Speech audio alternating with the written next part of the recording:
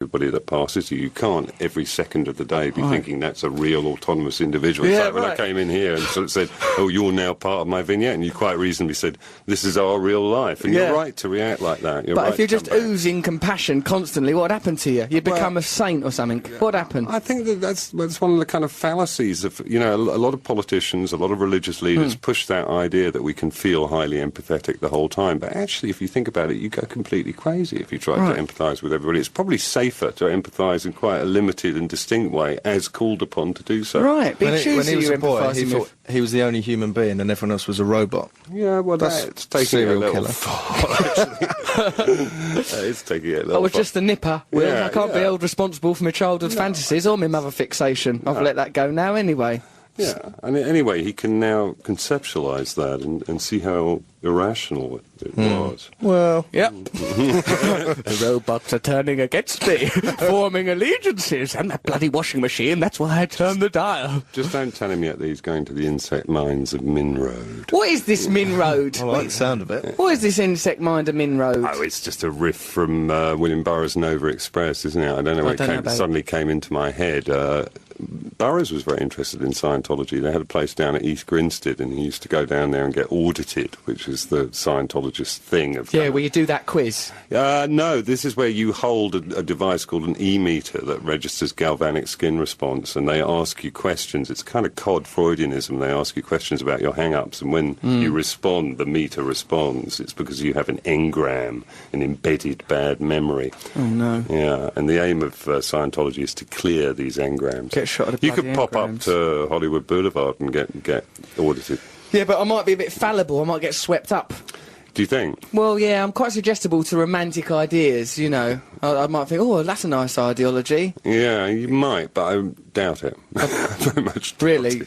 Yeah, I don't think so. I don't get that. See the strings? I don't get that vibe off you. I mean, I think that, anybody who once thought that he was the only human being and everybody else was robots, but who's now come down from that is not about to go up again. It's like, back off in the elevator! You've been there already. Right, I've had a little go at that already. I wasn't focused for a moment. I drifted off. We were talking about gang crime. Things seemed more important for a while. There's a bloody great big turf war going on around us, and I've decided that I should arbitrate this Get tension. Get down there. Come on, chaps, cheer up. Are we really so different, eh? Latino, African-American, Crips, Bloods, it's all just a lot of lingo. Come on, give us a cuddle. No, I think you should just organise a sort of tombola or something, some kind of sports day. Yeah. Spoon race. We can just settle get this. them out of themselves a bit. A sack race, a crack race. Yeah, they just take it a bit too seriously. Yeah, everyone's taking life so bloody serious. What's everyone got all caught up in? For heaven's sakes. You wander along, you live, you die, you breathe in, you breathe out, then it's all over and done with. Distractions, art, God,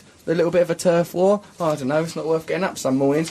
We were asking people, Will, on our wireless show, what are some things that sound nice that are really not very nice at all? Like, for example, brainwashing. We thought brainwashing might be nice to be brainwashed, but, oh no, you might end up in that bloody insect thing you keep going on about. It's a Min Road. Yeah, I don't want to be in that. Sounds horrible in there. But this lad here, Liam, he says, a drive-by sounds nice, but in reality, people get shot. That's Liam from England, a drive-by. Oh, I'm just going to do a drive-by. Oh, how lovely. Oh, no, another death. Yeah. That's a good one. Misleading language can be. Bloody thing. Now, Will Self, tell us all about psychogeography. Here's my sort of basic understanding. Can I just put it in my... Sort of, give us your take. Yeah. Here's my take. Yeah. Here's my take. It's coming up. This is the take coming up now. Right, what about bloody centre point? Right, that's like the front line, or that's where you score crack and heroin as an absolute last resort. You don't, everyone else has let you down. You know it's going to be a bit moody, bit rubbish, dirty, filthy gear. You go there as a last resort, and like centre point was a big architectural project, wasn't it? Like, oh, let's rejuvenate this area, let's make it all pleasant and lovely. And before that, wasn't it like some Hogarthian Gin Alley, Gin Lane type thing? Yes, but that's very much Peter Ackroyd, the writer's take on psychogeography, and other people's, which is that there's a kind of, districts and quarters of cities have a kind of character. He wrote a book called London, the biography, which was which was sort of a kind of psychological biography of the city. And you're absolutely right about that area. That has been a quarter of debauchery since time immemorial, going back beyond Gin Lane, there were brewers there before there were gin distillers, and it goes right back to the period when you had monastic enclosures in central London. So it is kind of astonishing that that the kind of front line for drugs should have gravitated there as well. So there's that kind of angle to it. But the term itself comes out of the French Situationists of the 1950s and 60s, and what their kind of leading light was this guy Guy Debord, who was a kind of Marxist theorist of a particular kind, and his idea was that modern cities are constructed around commercial imperatives. It was a kind of anti-capitalist theory. That it summed up for me. I once saw a graffito on a supermarket wall outside Bristol that said, "Work, consume, die." And that's what Debord said about the city. The way we move around a city is dictated by these commercial imperatives. We go to shop, we go to get fed entertainment, we go home, we go to work, and we don't really see where we are anymore. We can't exist in the city as it really is. And the way to counter that is what he called a dérive, a drift, which is to move almost aimlessly through the city.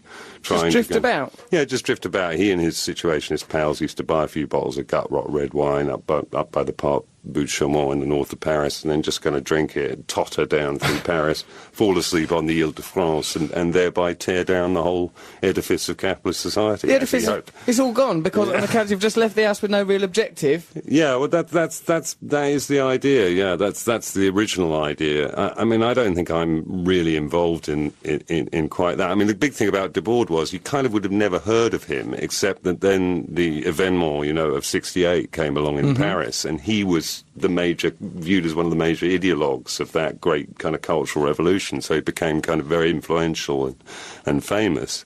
But the kind of modern psychogeographers in England, people take it in different ways. There's a kind of wacky, sort of spaced out take on it, where kind of people, take a map of Florence and negotiate their way around Toronto with it, or they throw dice to tell them where to go, or, there are other psychogeographers like our mutual friend Nick, or he wouldn't even style himself that, he calls it deep topography, who are really kind of just interested in taking one place and understanding it completely. And then there's kind of my take on it, which is very much bound up with these airport walks I do, which is a kind of satirical take on it. I'm kind of taking the piss out of international travel. I'm taking, I'm sort of saying, what a weird world it is where we jet all over the world.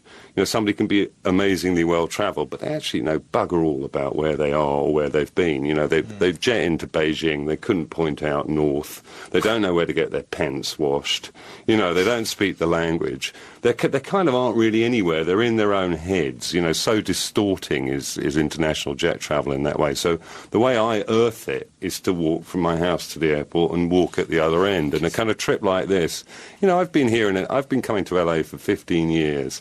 I always stay, up at the Chateau Marmont and see movie people and kind of hang out up here in the Hollywood Hills and go down to the beach of Santa Monica. I never really knew the city until I started to walk it. Now, in the last week, I've learnt more about LA than I have in 15 years of coming here. All right, so we're sort of imprisoned, the place becomes irrelevant, we're flitting about all over the world, but we've got an imposed mindset and we don't have any interrelationship with the actual area that we're in. Yeah, I mean, the way that my epiphany happened about this back in the 80s when I was... Will, I'd never be rude to you. You realise that I've got too much respect for you and for your brilliant brain box that you've got there. But this epiphany, right, it's got to be wrapped up before the news, because what if there's been a murder or something? There might have been a murder. Well, how long have we got? Well, tell us about this epiphany in a minute, and I know on the road to Damascus that would have been rushed. Well, I mean, I'd never seen the mouth of the Thames, even though I'd lived in London all my life.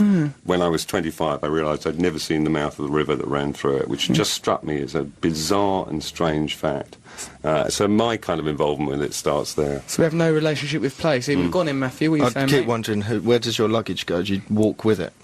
That's a question that I take on bearers, basically. I mean, I have a vast collection of Chanton services, almost hourly. I've got some nice young men down in Watts. I saw a sedan chair out there. I saw a Turkish boy crying in the gutter. I don't take a lot of luggage, mate. No luggage? How much luggage, though? Just a bum bag? That little bum bag. That bum bag, that's all you've got?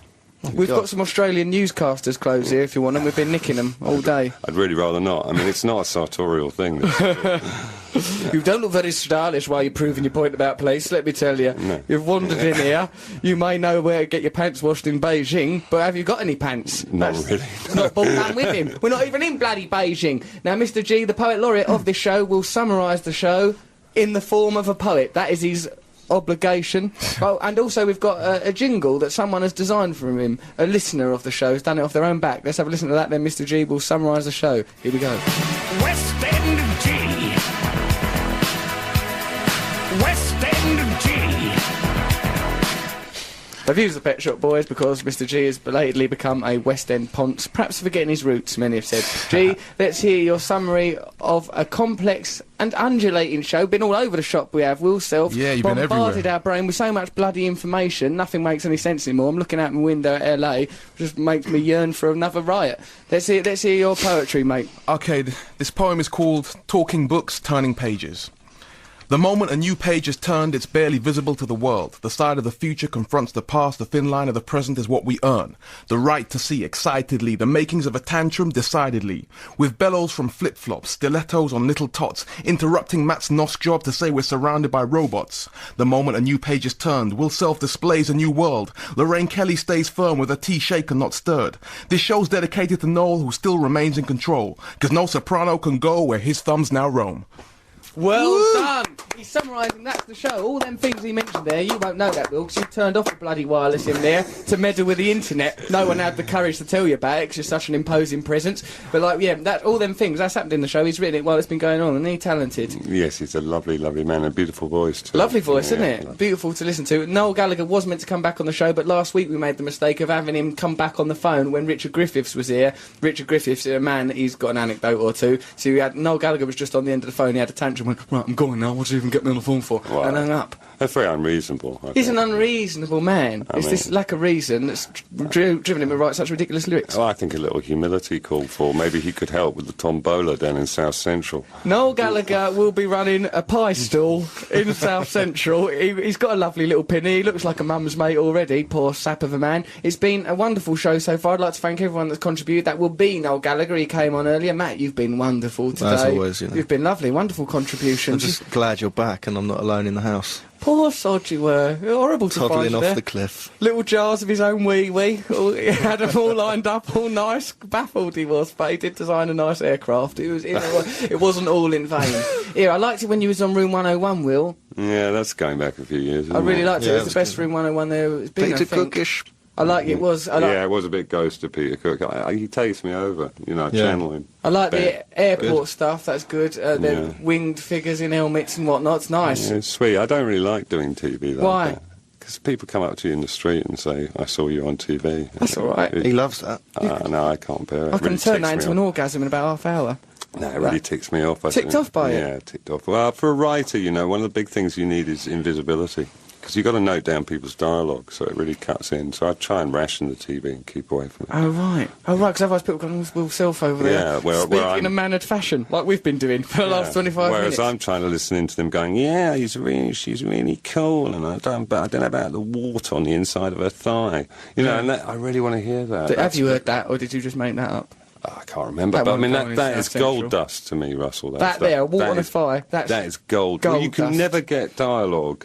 If you sit down and try and write dialogue cold, try and do it sometime. Well, he's It's- writing a bloody film at the moment. He's meant to be doing it, and I've read some of it. Absolute rubbish from start to finish. Well, if you want to Brilliant get stuff. speech rhythms, you go out in a cafe and just take it down direct as dictation. Look for the sort of character you want, and you will never get the rhythm as well as you'll get it just by listening to what people say. Or, Because every time they speak differently, and that's the ring of That's authenticity. why I improvise all my dialogue Yeah. anyway. It's real rhubarb to me. Will I ignore the whole lot of it? Everything he writes is unusable. Now, I believe this show is coming to an end. There has to be some news. Will, we have to finish the show with this statement. Last week, Richard Griffiths was kind enough to read it out. I wonder if you... Yeah. That's how we throw to the news, is with that statement. Could I just say hello to my daughter, Madeline? Oh, hello, Madeline. And Nick. Let's say hello, Nick. And now, Papadoulis. here is the statement. The Russell Brand Show is a Vanity Projects production for BBC Radio 2. This is BBC Radio 2 online, on digital, and on 88.91 FM. Lovely.